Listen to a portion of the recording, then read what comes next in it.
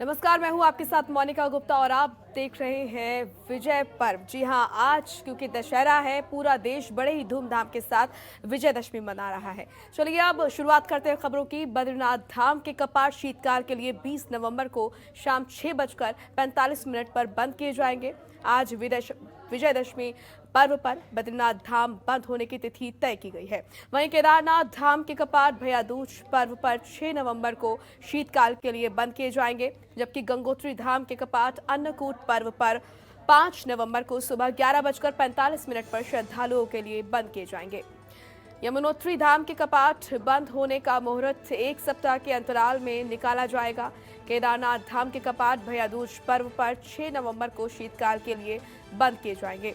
द्वितीय केदार भगवान महावेश्वर के कपाट शीतकाल के लिए 22 नवंबर को सुबह 8:30 बजे वृश्चिक लग्न में बंद हो जाएंगे, जबकि डोली आगमन पर यहां पर मेला 25 नवंबर को आयोजित होगा। तृतीय केदार तुंगनाथ के कपाट शनिवार 30 अक्टूबर को दोपहर 1 बजे यहां पर अपराह्न शीतकाल के लिए बंद हो जाएंगे। पंच केदार गद्दी स्थल ओमकारेश्वर मंदिर ओखी पीठ ओखी मठ में पुजारी आचार्य गणों और पंचगाई हकूकधारियों के साथ देवस्थानम बोर्ड के अधिकारियों कर्मचारियों की उपस्थिति में विधि विधान पूर्वक पंचांग गणना के बाद कपाट बंद होने की तिथि तय की गई है। तृतीय केदार तुंगनाथ के कपाट बंद होने की तिथि शीतकालीन गद्दी स्थल मार्कंडेय मंदिर मक्कू मठ में तय हुई है। तो चार धाम के कपाट बंद होने की तारीख और समय तय कर दिया गया है। आपको बता दें कि यहां पर 30 अक्टूबर को बंद होंगे तृतीय केदार तुंगनाथ के कपाट और साथ ही साथ विधि विधान के साथ पंचांग गणना के बाद चार धाम के कपाट बंद होने की तारीख और समय तय किया गया। 6 नवंबर को बंद होंगे केदारनाथ धाम के कपाट। इसी के साथ आपको बता दें कि 5 नवंबर को बंद होंगे गंगोत्री धाम के कपाट और 20 नवंबर को बद्रीनाथ धाम के कपाट बंद होंगे। इसी के साथ यमुनोत्री धाम की कपाट बंद होने का जल्द ही मुहूर्त निकाला जाएगा और 22 नवंबर को द्वितीय केदार के कपाट बंद होंगे।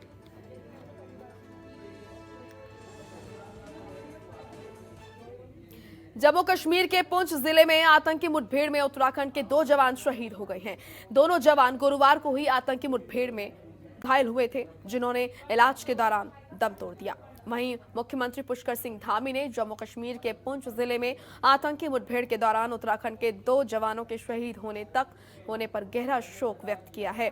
मुख्यमंत्री ने कहा कि राइफलमैन विक्रम सिंह नेगी और योगंबर सिंह ने देश सेवा के लिए अपने प्राणों का सर्वोच्च बलिदान दिया है, जिसको कभी भुलाया नहीं जा सकता है। मुख्यमंत्री ने दोनों शहीद जवानों के परिजनों को इस दुख की घड़ी में धैर्य रखने की कामना की है।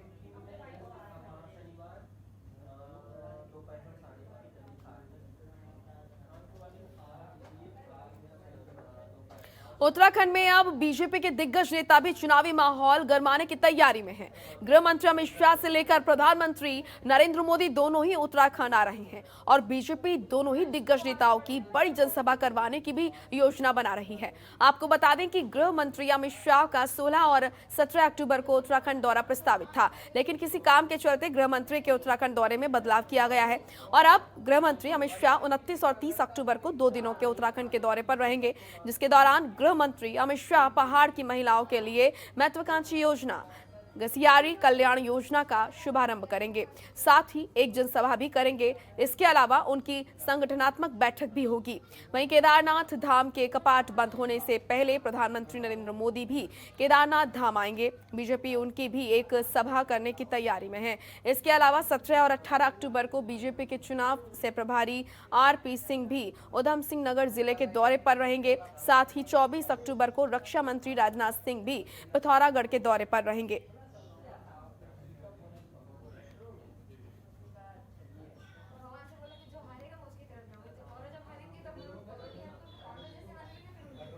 माननीय गृह मंत्री जी इस महीने के अंतिम में यानी कि लगभग 29-30 तारीख को उत्तराखंड में आएंगे और संगठनात्मक बैठकों के साथ साथ अलग से बड़ा कार्यक्रम उनका होगा। उसके साथ साथ चुनाव के जो सह प्रभारी हैं उन दोनों के दौरे भी अब लगातार इस पखवाड़े में लगने वाले हैं और शनिवार इतवार को 17-18 तारीख को सह प्रभारी श्रीमान आरपी सिंह जी उधम सिंह नगर के प्रवास पर हैं। उसके पश्चात लोकेट चटर्जी कुमाऊं में अल्मोड़ा और पिथौरागढ़ के प्रवास पर रहेंगी। उसके साथ साथ ही दुष्यंत गौतम जी, रेखा वर्मा जी के प्रवास गढ़वाल में लगेंगे और इस महीने के अंत तक यानी कि 30 तारीख तक विधानसभाओं के अनुसार ये सभी सह प्रभारी प्रवास करेंगे। माननीय प्रधानमंत्री जी जो है उत्तराखंड से प्रेम करते हैं और वो कहीं ना कहीं केदारनाथ 10 नवंबर से पहले कपाट बंद होने से पहले आने का उनका विचार है और उसके साथ साथ पार्टी का भी कोई बड़ा कार्यक्रम हो, ऐसा हम लोग विचार कर रहे हैं। उत्तराखंड में आम आदमी पार्टी का कुनबा लगातार बढ़ रहा है और पार्टी 2022 विधानसभा चुनाव को देखते हुए लगातार अपना संगठन मजबूत करने में जुटी हुई है। शुक्रवार को आम आदमी पार्टी में 2017 में विधानसभा चुनाव लड़ चुके निर्दलीय प्रत्याशी गुड्डू लाल को आप पार्टी की सदस्यता दिलाई गई। सीएम प्रत्याशी कर्नल अजय कोठियाल और कार्यकारी प्रदेश अध्यक्ष भूपेश उपाध्याय की मौजूदगी में सदस्यता ग्रहण कार्यक्रम का आयोजन किया गया। आपको बता दें कि गुड्डू लाल पूर्व जिला पंचायत सदस्य रह चुके हैं और आप पार्टी कार्यालय में कर्नल कोठियाल ने विधिवत आप पार्टी की सदस्यता दिलाई। उनके साथ कई अन्य लोगों ने आप पार्टी की सदस्यता ग्रहण की है। इस दौरान कर्नल अजय कोठियाल ने कहा कि पार्टी का जनाधार लगातार बढ़ रहा है। लोग आज आप पार्टी की नीतियों से लगातार प्रभावित हो रहे हैं।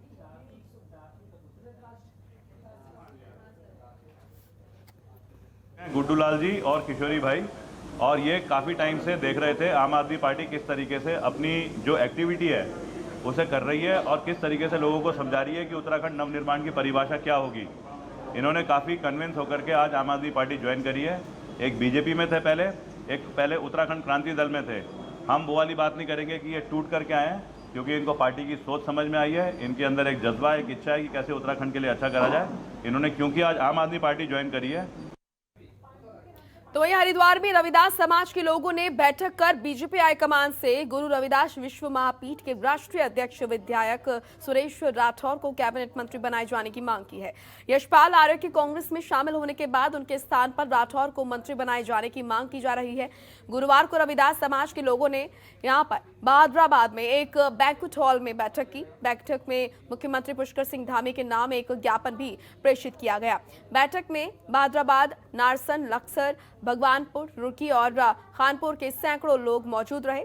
पीठ के वरिष्ठ सदस्य भजन सिंह ने कहा कि सुरेश राठौर बीजेपी में लगभग 35 सालों से समर्पित भाव से काम कर रहे हैं। रविदास आचार्य के साथ साथ राष्ट्रीय स्तर पर रविदास कथावाचक है। उनका समाज में अच्छा प्रभाव है।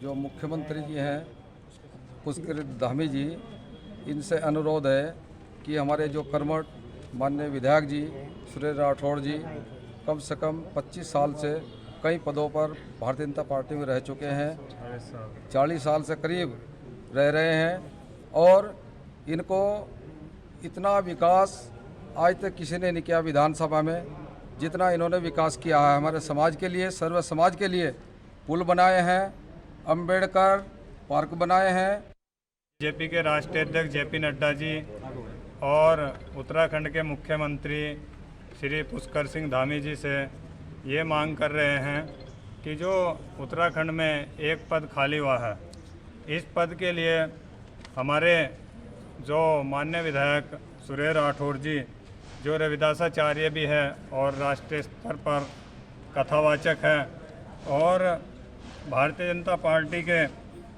अनेकों पदों जैसे अनुसूचित जाति के वरिष्ठ नेता है और उत्तराखंड भाजपा अनुसूचित जाति मोर्चा में 2 बार प्रदेश अध्यक्ष रहे और उत्तराखंड अनुसूचित आयोग के उपाध्यक्ष भी रहे। खबरों के निष्पक्ष विश्लेषण के लिए सब्सक्राइब करें Janatantra TV and press the bell icon. Never miss any update.